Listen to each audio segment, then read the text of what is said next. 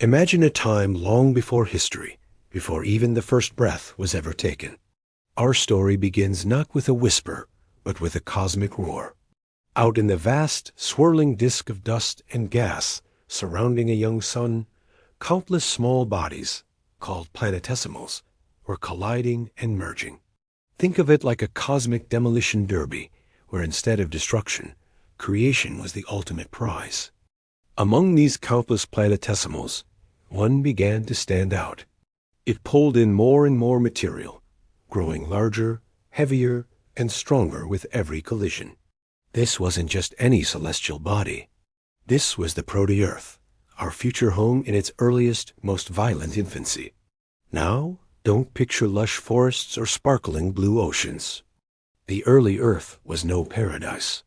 It was a hellscape, a glowing, molten sphere of rock and metal. Its surface was a raging sea of fire, a liquid inferno thousands of degrees hot. This wasn't a world you could stand on. It was a world that was still being forged in the heart of a cosmic furnace. The entire planet was a volcanic battlefield. Volcanoes, not just mountains, but vast fissures in the crust, erupted constantly and violently. They spewed out molten rock and, crucially, vast clouds of gas. Carbon dioxide, water vapor, nitrogen. These gases were belched out from the planet's core, beginning the slow, painstaking process of building our first atmosphere. It was a toxic, suffocating blanket, nothing like the air we breathe today, but it was a start. As if this internal turmoil wasn't enough, the young Earth was also under constant attack from above. The solar system was still a chaotic place, and our planet was in the direct line of fire. A relentless barrage of asteroids and comets, leftovers from the solar system's formation, slammed into the surface. Each impact was an explosion of unimaginable power, gouging out massive craters and keeping the surface molten. But these celestial messengers were also bearers of gifts. The comets, great balls of ice and dust, delivered water, molecule by molecule. The asteroids brought with them a treasure trove of minerals, seeding the young planet with the raw materials for the future. This period of chaos, known as the Hadean Eon, lasted for hundreds of millions of years. But slowly, almost imperceptibly, a change began to occur. The constant bombardment lessened. The planet's internal furnace began to cool from the outside in. A thin, fragile crust of solid rock started to form on the surface, like the skin on cooling pudding.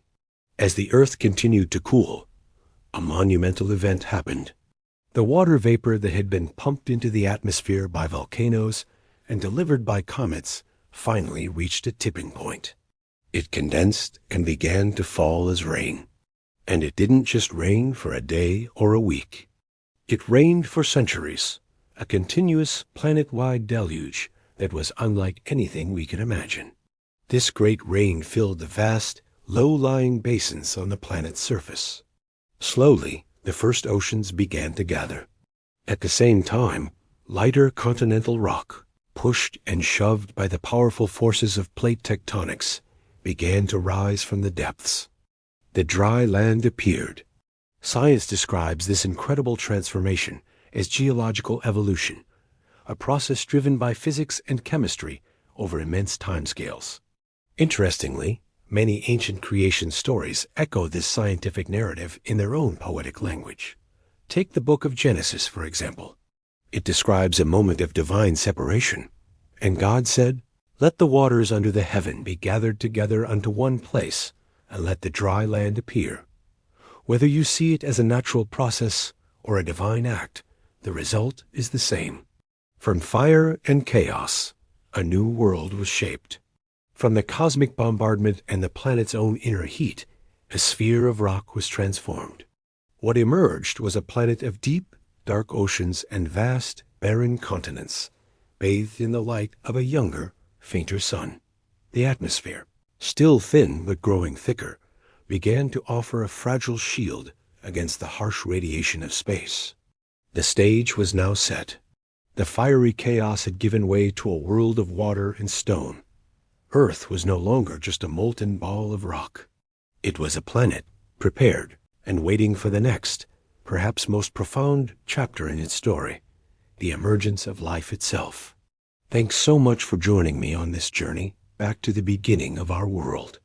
If you found this as fascinating as I do, make sure to like, subscribe, and hit that notification bell so you don't miss our next adventure into the cosmos.